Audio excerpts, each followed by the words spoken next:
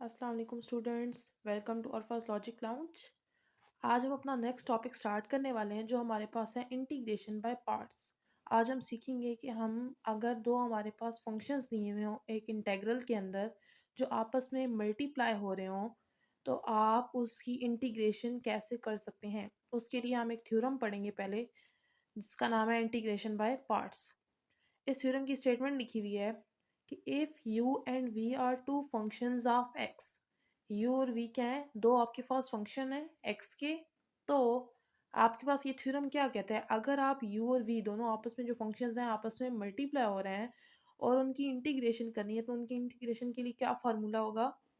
First वाला function as it is, first वाला u है एंड सेकेंड वाला वी है, तो जब मैं फर्स्ट फंक्शन कहूँगी तो उसका मतलब होगा कि ये मैं यू की बात कर रही हूँ और जब मैं सेकंड फंक्शन कहूँगी इसका मतलब है कि मैं वी की बात कर रही हूँ। तो first function as it is, second की इंटीग्रेशन माइनस फर्स्ट फंक्शन का डेरिवेटिव, सेकंड की इंटीग्रेशन और उसकी होल इंटीग्रेशन, मैंने साथ ब्रैकेट्स लगा दी, उसकी होल इंटीग्रेशन। ये आपका फार्मूला है जो आप अपने क्वेश्चन सॉल्व करते हुए वहाँ पे यूज़ करोगे। क्या फार्मूला है, first function as it is, second की इंटीग्रेशन माइनस फर्स्ट फंक्शन का डेरिवेटिव, सेकंड की इंटीग्रेशन, उसकी होल इंटीग्रेशन।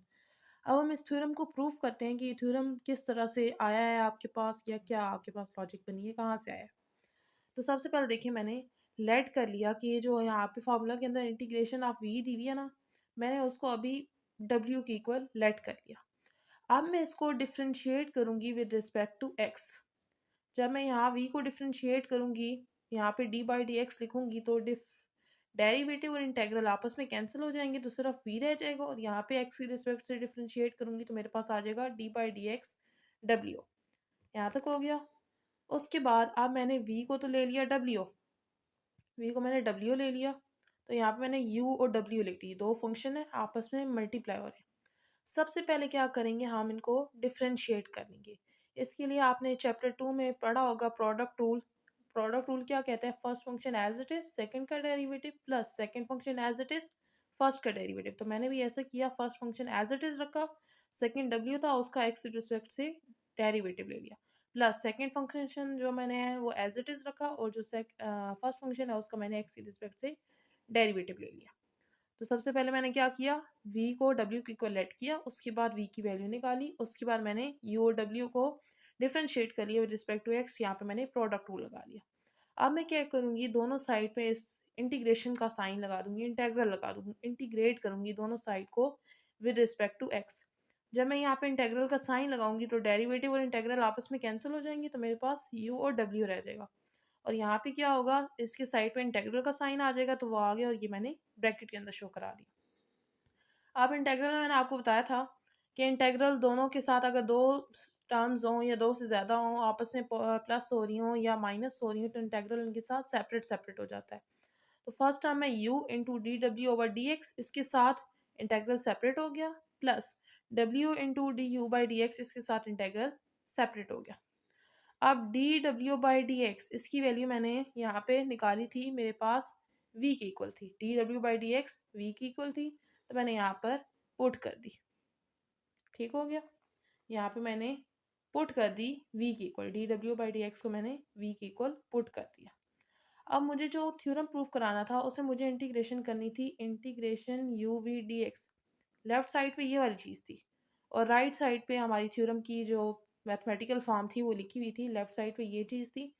तो मैं इसको लेफ्ट साइड पे अकेला छोड़ देती हूँ और जो ये इसके साथ सेकंड टर्म है मैं इसको इक्वल की दूसरी साइड पे ले जाती हूँ। यहाँ पे इसके साथ पॉजिटिव साइन है, यहाँ जाके ये नेगेटिव हो जाएगी।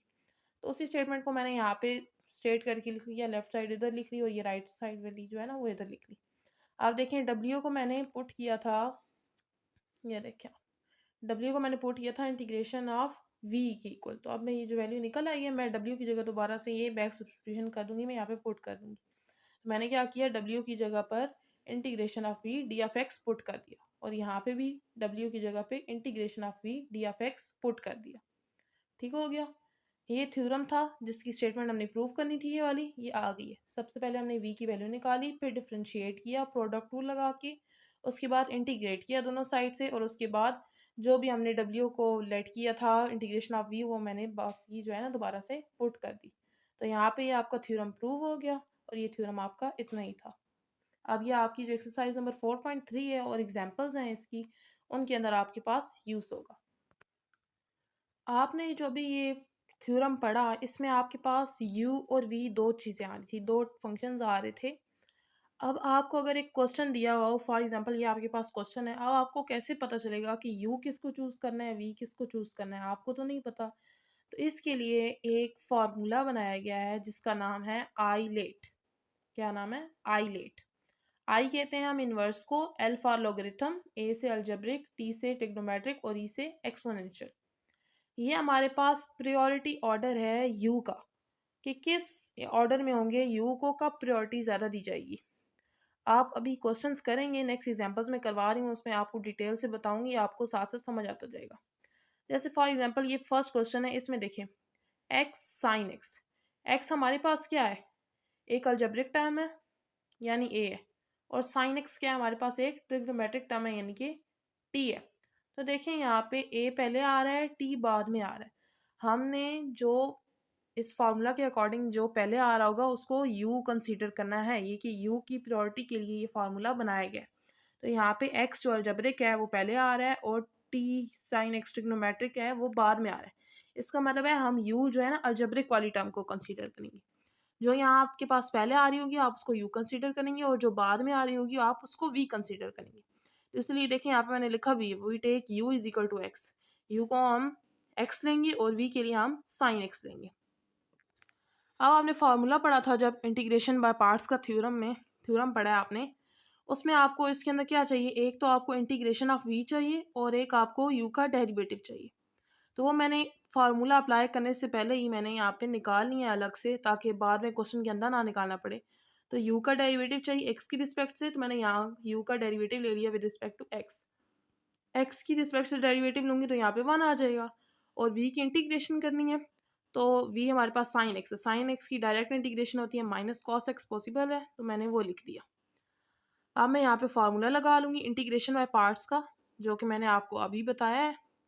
Integration of u v d x is equal to u first function, second की इंटीग्रेशन माइनस फर्स्ट का डेरिवेटिव, सेकेंड इंटीग्रेशन और उसकी होल इंटीग्रेशन।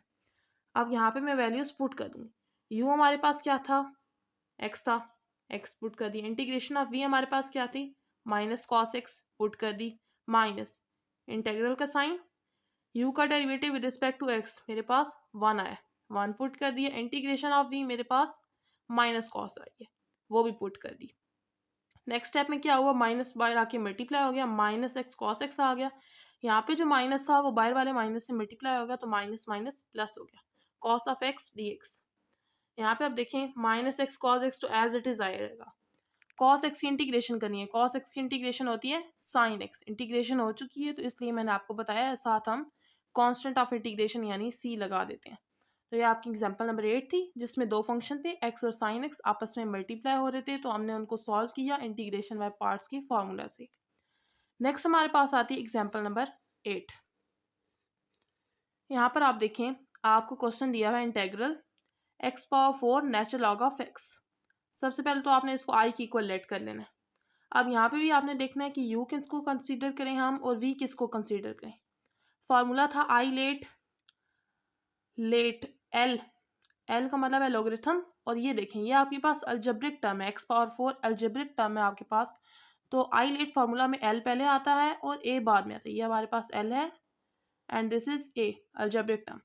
तो हम एल को यू कंसीडर करेंगे और ए वाली टर्म को हम वी कंसीडर करेंगे। तो नेचुरल लॉग ऑफ एक्स को मैंने यू की इक्वल लिख लिया और एक्स पावर 4 को मैंने वी की इक्वल लिख लिया। अब मैंने आपको बताया था ऊपर वाली अभी एग्जांपल में भी कि हमें यू का डेरिवेटिव चाहिए होता है और वी की इंटीग्रेशन चाहिए होती है। तो मैंने यू का डेरिवेटिव ले लिया एक्स की रिस्पेक्ट से, तो नेचुरल लॉग ऑफ एक्स का डेरिवेटिव 1 ओवर एक्स आ जाएगा, और एक्स का एक्स की रिस्पेक्ट से डेरिवेटिव 1, और वी की इंटीग्रेशन करनी है एक्स पावर 4, एक्स का डेरिवेटिव एक्स की रिस्पेक्ट से 1 प्रेजेंट है, तो मैं इस पर पावर रूल लगा लूँगी। पावर रूल क्या कहता है? पावर में एक ऐड और वही पावर डिनोमिनेटर में, तो 4 में 1 ऐड किया 5, और वही चीज़ मेरे पास डिनोमिनेटर में आ जाएगी। अब मैं इंटीग्रेशन में पार्ट्स का फार्मूला लगाऊंगी, उसमें यू की जगह पे natural log of x put करूंगी, डेरिवेटिव में 1 ओवर एक्स, और इंटीग्रेशन ऑफ वी की जगह पे एक्स 5 ओवर 5। यहाँ पे देखिए मैंने फार्मूला यहाँ पे लिख लिया bye integration by parts. You मेरे पास एक्स पावर 4 था, ये यू और वी हमारे पास नेचुरल लॉग ऑफ एक्स था, और वी मेरे पास एक्स पावर 4 था। क्वेश्चन मैंने यहाँ पे लिखा यहाँ पे u की value natural log of x put की, v की इंटीग्रेशन x5 ओवर 5 आ गई, माइनस इंटेग्रल का साइन, u की derivative with respect to x 1 over x आया था, और इंटीग्रेशन ऑफ v हमारे पास क्या आई थी x पावर 5 ओवर 5, और साथ में आ गया d ऑफ x। अब ये x है और ये x पावर 5 है, तो एक पावर इसके साथ हो जाएगी कैंसिल, तो मैंने लिख दिया x पावर 4। 1 ओवर 5 कांस्टेंट था तो वो नेक्स्ट टर्म में बाहर आ गया, और natural log of x power 5 over 5 as it is आ गया।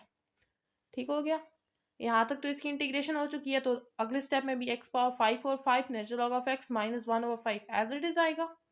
मुझे इसकी इंटीग्रेशन करनी है। यहाँ पे मेरे पास क्या है x पावर 4, x का डेरिवेटिव अगर x की रिस्पेक्ट से 1 प्रेजेंट है तो मैं इस पर पावर रूल लगा सकती हूँ, तो मैं यहाँ पावर रूल लगा लूंगी। पावर रूल क्या कहते हैं, पावर में एक ऐड और वो डिनोमिनेटर में, यानी यहाँ पे x5 और 5 आ जाएगा।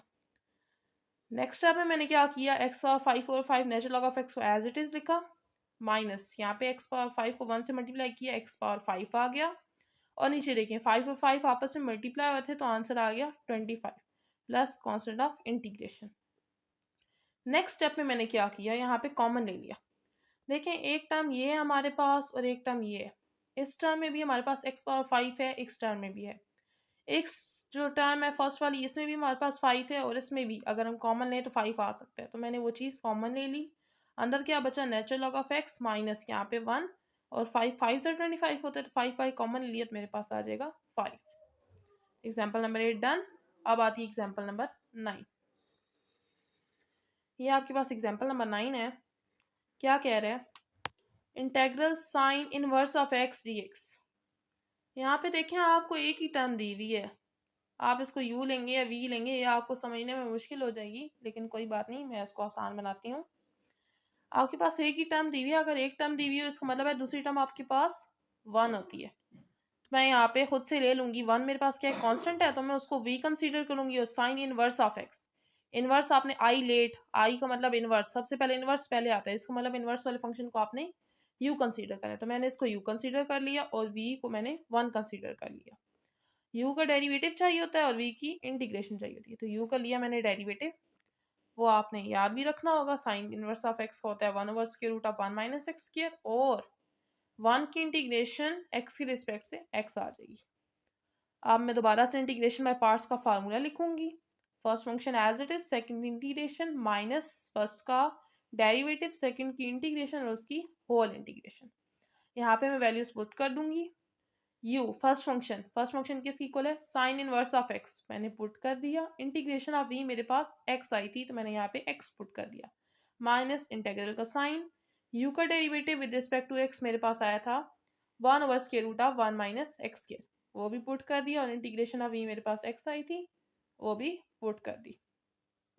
नेक्स्ट स्टेप में मैंने क्या किया, ये x sign inverse of x तो इस साथ मल्टीप्लाई हो गया।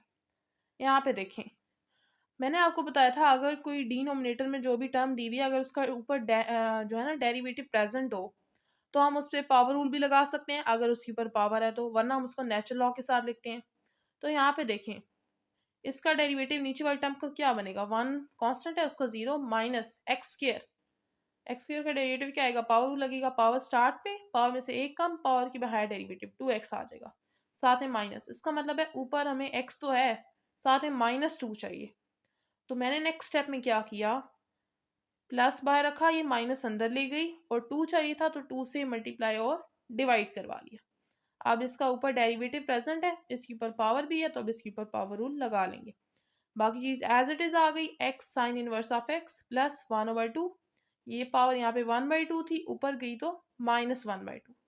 अब यहाँ पे जब पावर रूल लगेगा क्योंकि इसका डेरिवेटिव प्रेजेंट है तो हम पावर रूल लगाएंगे, तो -1/2 में 1 ऐड करेंगे 1/2 आ जाएगा, और डिनोमिनेटर में भी मेरे पास 1/2 आ जाएगा। तो यहाँ देखें आप 1/2 आ गया ऊपर भी और नीचे भी। अब नेक्स्ट स्टेप में क्या होगा, ये 2 थर्ड ओवर में, ये ऊपर फर्स्ट ओवर में जाएगा जब, तो ऊपर और नीचे वाला ये 2 आपस में कैंसिल हो जाएंगे, तो मैंने डायरेक्ट ही कर दिया। और यहाँ पे देखें 1 मैंने एक्स की पावर 1/2 है तो मैंने उसको स्क्वायर के साथ लिया, x sine inverse of x as it is आ गया, प्लस 2 और 2 आपस में कैंसिल, और 1 माइनस एक्स स्क्वायर के ऊपर स्क्वायर रूट आ गया, plus constant of integration c आ गया।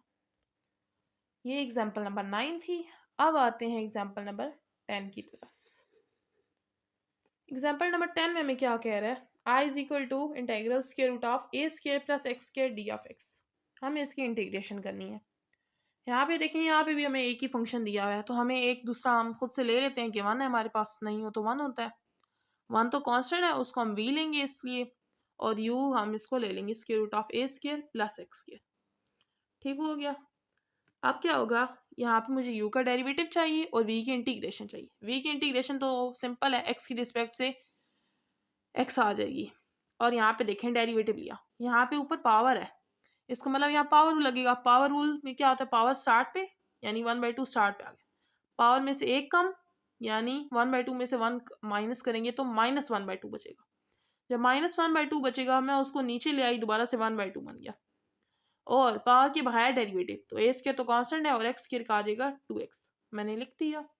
नेक्स्ट स्टेप में क्या होगा, 2 से कैंसिल हो गया, ऊपर क्या बचा x, यहाँ पे मेंशन ही नहीं है, x over square root of a square plus x square. u का डेरिवेटिव भी आ गया हमारे पास और v की इंटीग्रेशन भी आ गई, तो अब हम इंटीग्रेशन बाय पार्ट्स का फार्मूला लगा लेंगे। मैंने फार्मूला लिखा दोबारा से, first function as it is, second की इंटीग्रेशन माइनस फर्स्ट फंक्शन का डेरिवेटिव, सेकंड की इंटीग्रेशन और उसकी होल इंटीग्रेशन। यहाँ पे क्या हुआ, u की जगह पे उसकी वैल्यू पुट की, square root of a square plus x square, और ये जो ब्रैकेट लगी हुई है ये ब्रैकेट नहीं है, इसके साथ v की इंटीग्रेशन जो मेरे पास x आई थी, तो मैंने यहाँ पे x पुट कर दी, माइनस इंटेग्रल का साइन, अंदर u का डेरिवेटिव रिस्पेक्ट टू x, ये आया मेरे पास x over square root of a square plus x square, यहाँ पे मैंने पुट कर दिया, और v की इंटीग्रेशन x वो भी पुट कर दी। नेक्स्ट स्टेप में क्या हुआ, ये x इसके साथ मल्टीप्लाई हो गया, यहाँ पे मतलब स्टार्ट पे आ गया, माइनस यहाँ पे क्या हुआ, x और x 2x थे, तो जब मल्टीप्लाई हो रहे हैं तो बेसिस सेम पावर ऐड हो जाती है, तो 1 + 1 2 x square over square root of a square plus x square. अब यहाँ तक तो इंटीग्रेशन हो चुकी है, ये पार्ट तो एज इट इज़ आएगा। यहाँ पे देखें, हम इसका डेरिवेटिव ऊपर प्रेजेंट नहीं करवा सकते, अगर हम एक्स स्क्वायर का डेरिवेटिव 2x ऊपर प्रेजेंट करवा सकते तो हम इसको पावर रूल लगा लेते। जब ऊपर हम देखते हैं कि हम डेरिवेटिव प्रेजेंट नहीं करवा सकते, तो हम देखते हैं, कोशिश करते हैं बनाने की कि जो डिनोमिनेटर वाली टर्म है वही हमारे पास ऊपर न्यूमरेटर में भी बन जाए।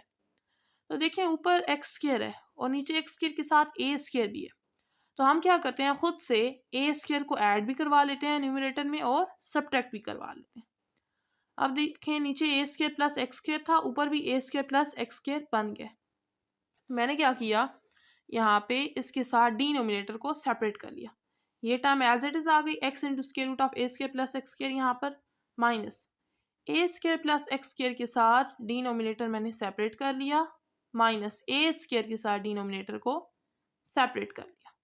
नेक्स्ट स्टेप में क्या हुआ है, x into square root of a square plus x square as it is आ गया, माइनस यहाँ पर देखें, नीचे इसकी पावर है 1/2, ऊपर है 1, अगर हाफ पावर से कट जाए, ऊपर फुल पावर है, यहाँ पे हाफ पावर है, अगर हाफ हाफ से कट जाए तो ऊपर हाफ बचेगी, तो मैंने लिख दिया ऊपर a square plus x square और उसकी हाफ पावर यानी 1/2, माइनस ये term as it is a square into square root of a square plus x square.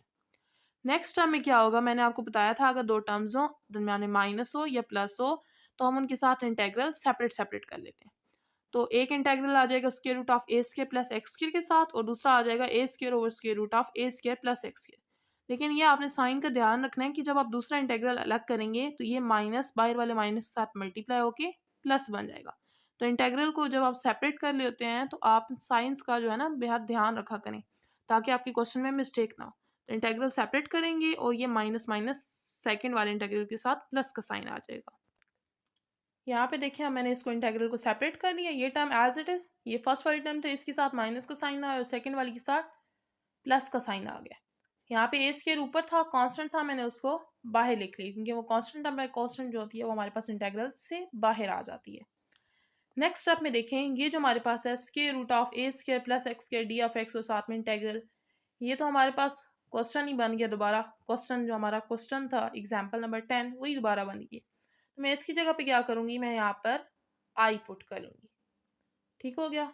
Next step में मैंने क्या किया, जो आई था यहाँ माइनस हो रहा था, दूसरी साइड पर जाकर प्लस हो गया, और यहाँ पे देखें d of x over square root of a square plus x square, जब हमारे पास इस किस्म का इंटेग्रल होता है जिसमें ऊपर 1 होता है और नीचे स्क्वायर रूट में कांस्टेंट का स्क्वायर प्लस वेरिएबल का स्क्वायर होता है।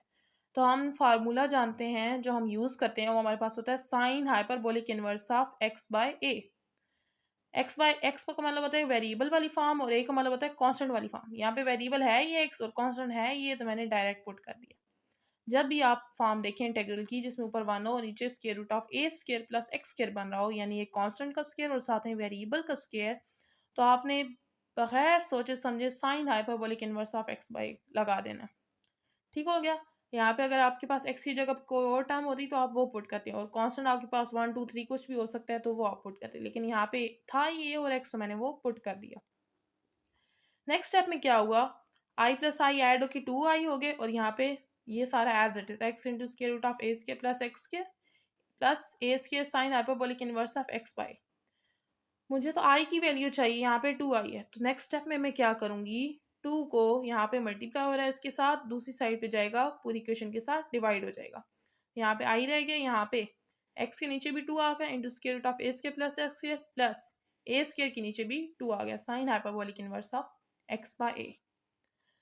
तो आज का लेक्चर इतना ही, उम्मीद है आपको समझ आया होगा और पसंद भी आया होगा, और अगर पसंद आया हो तो सब्सक्राइब भी करें हमारे चैनल को और लाइक भी करें। तो मिलते हैं अगले लेक्चर में, तब तक के लिए अल्लाह हाफिज़।